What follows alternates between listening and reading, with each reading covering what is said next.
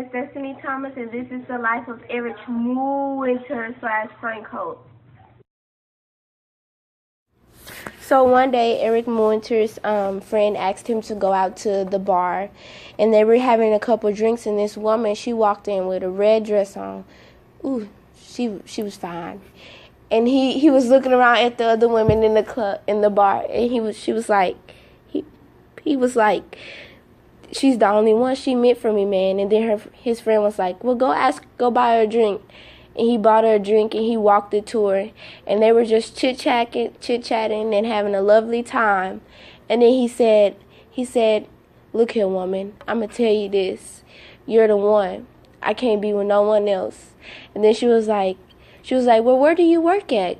And he was like, I'm a professor at Harvard. And she looked down at her shoes, and she asked him, how much do you think these cost? And then he said, well, maybe $200. And she said, no, it was $300. And then she said, well, I'll be your wife. And then he brought out a ring. I don't know what he was holding that ring for. And he brought it out, and they went and told their parents, and they planned a wedding. And then after the wedding, they got married, and then they had their first child. And then I guess they had intercourse again, and she got pregnant. But when she got pregnant, he was already studying science, and it was just not going well. And he was studying, and he started messing up his brain. And when he found out he was having a second child, he didn't take it too well, because he said the first child, he always had to go up there to the school because he was bad. He had health problems and was taking all his money, and he couldn't handle it. So Erich Muenter, he sets up his plan to get these 3 fake doctors to deliver his baby. So he was gonna kill his wife, because he was really mad that she had a second child without his permission. And so he was gonna get together, and they were gonna, the day of her birth, he was gonna invite them over to deliver their baby, and he was gonna be like, I'll pay you around $3,000 to deliver my child. Just don't tell no one. And so the day came, and they were there, and she was in pain. She was dilated and everything. And so they were setting up for her to be able to deliver the baby, and she was laying down, and she was pushing, and doctors was like, push, and she was just screaming. And then the baby head popped out. And so when the baby head popped out, Erich Muenter, he was like, okay, I'm going to go get you some Starbucks. And he went in the kitchen, and he had her Starbucks sitting on the counter. And he looked up, and he saw the arsenic, and he smiled. And he laughed, and he was like, this woman, she gone. I don't like her no more. And then he pulled the arsenic in her tea, and he gave it to her. He was like, honey, this will ease your pain. This some herbal tea. And he gave it to her. And she drank it. I don't know why she didn't sniff it. And she drank the tea. And then she finally gave that one last push, and the baby fell out. And then the fake doctors took the baby up, and they came back and stitched her back up and stuff. And then 6 days later, she died. The cops come in, and when the cops come in, they come and they tell Erich Muenter that they just gonna examine the dead body and stuff. But then when they go in, they look at her, and they go in, and the cop Eddie was like, pass me the scalpel. And cop Jacob passed him the scalpel. And they went in, and they took her, they unbuttoned her blouse, and they cut her, they cut her open. And cop Eddie was waving his hand around his nose, and he was just sniffing. And Cop Jacob said, what's wrong with you, man? And Cop Eddie was like, man, I know you smell that. There's something stinky in here. And then Cop Jacob was like, you right, I do smell it. It smells like something died. And then Cop Eddie said, no snap, Sherlock. Some did die. The woman died. And then Cop Eddie goes to cut her open, and he sees like little remains of beef and corn in her digestive system. And Cop Eddie was like, man, she ate some, this don't look right. She didn't ate some nasty stuff before she died. And they go to pull out her intestines and stuff.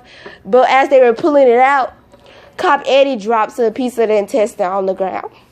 And Cop Jacob goes to pick it up, and it's slippery, and there's blood everywhere, and it's stinking, and chewed up corn, and chewed up steak in there, and they put it in a little Ziploc baggie. And as they leaving out, Cop Jacob looked at her, and he looked like he saw her eyes twitch, but we all know she dead. So after they leave the house, Erich Muenter gets paranoid. He gets scared that they've caught on to him, and so he starts to pack up his dead wife and his kids, and he's yelling at the kids, telling them to pack up their favorite toys, and it's time for them to go.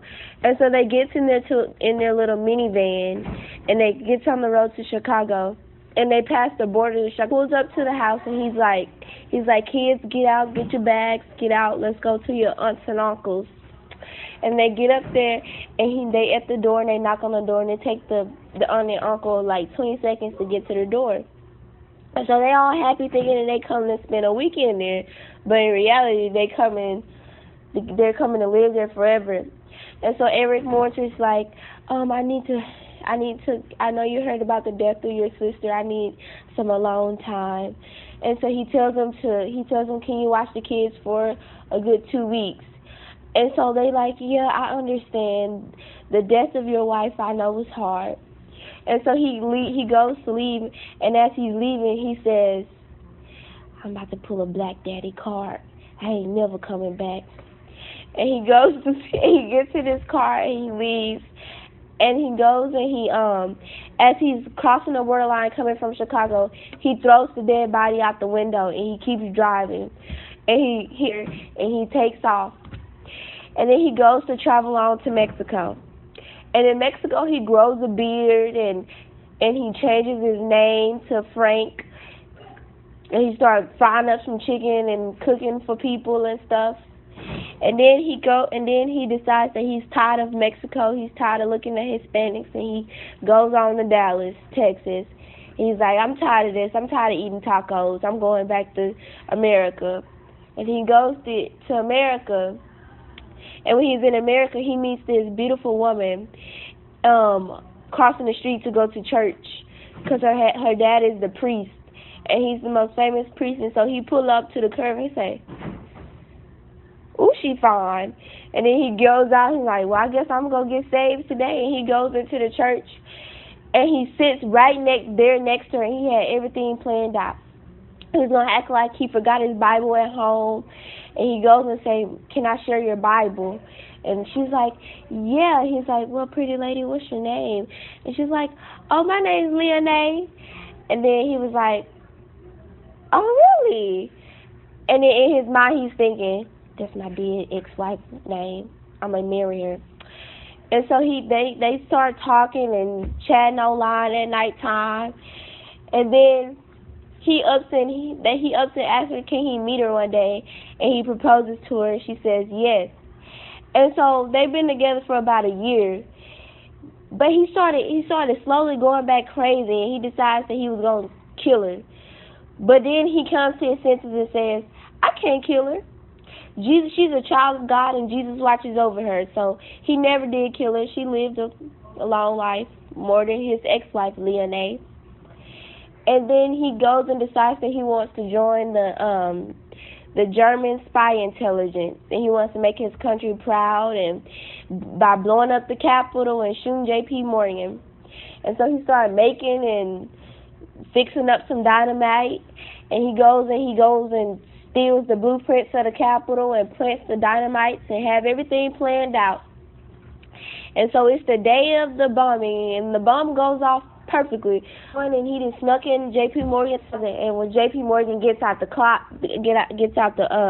shower, he goes and comes out, and he fired 3 shots, and they all miss except for the 4th one, and he shoots him in the lower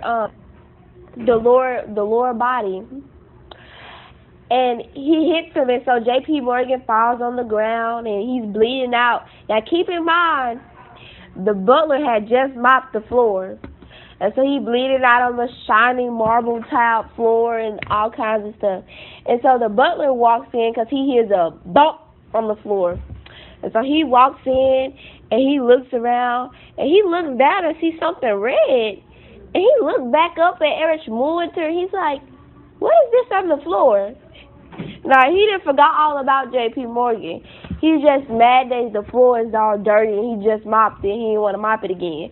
And so he asks Erich Muenter, he says, why you couldn't come a little early to kill him? Why you had to do it now? I just mopped that floor. And so Erich Muenter thinking in his head, he's saying, he don't care that I killed. I just shot his boss. He don't care. All he worried about is the floor. And so the butler is still mad that he didn't mess up his floor. So he goes up and picks up the mop and whacks Frank Holt over the head. Frank Holt is Erich Muenter, who changed his name to Frank Holt. And so he hit him over the head with a mop, and he rubbed his head, he rubbed his little bald head, and he say, that didn't hurt. You want to try again? And before the butler can try again, he soccer punched him in the face, and the butler ended up in J.P. Morgan's blood. And so the wife, she come back all happy, climbing up the stairs. She didn't just buy her a new Gucci purse. And she comes in and she opens her bedroom door. And she sees red stuff just like J.P. Morgan Butler did. And she don't care about that. She's just more concerned in what this red stuff is. So she goes in there and she sees that her husband and her brother's on the floor. And she looks around to see who committed this crime. And she sees Frank Holt with the gun in his hand. And he looking down at them, and she goes and she grabs her purse that she just got, and start whacking him and hammering him over the top of the head with his purse. And his head just bouncing. He trying to cover his head and stuff, but it ain't working. And so the last whap, he falls down and he falls unconscious. And then she looks over him and she goes, "That's for your gift for messing with my husband." And she done forgot all about the poor little butler. And she trying to shake her husband. "Wake up, JP. Wake up. Wake up. You can't be this stupid to get shot." And so she goes and she grabs her phone, her new iPhone, and she grabs it and she calls the ambulance and the police department, and they come and they go. They roll J.P. Morgan to the hospital, and then the police comes in and grabs Frank Holt, which is hog-tied in the corner. And so they take him to jail. They take him to the investigation center, the department, and they asking him questions. Did you kill your wife? Are you Erich Muenter? Did you commit this crime? Did you bomb the Capitol? Did you shoot J.P. Morgan? Is your name Frank Holt? And he like, hold up, man. My name ain't no Erich Muenter. My wife is Leon. She's still alive. What you mean I killed my wife? And so, but my name is Frank Holt, and yes, I did bomb the Capitol, and I did try to shoot J.P. Morgan. Clearly, I missed a couple of times, but I got my lucky shot.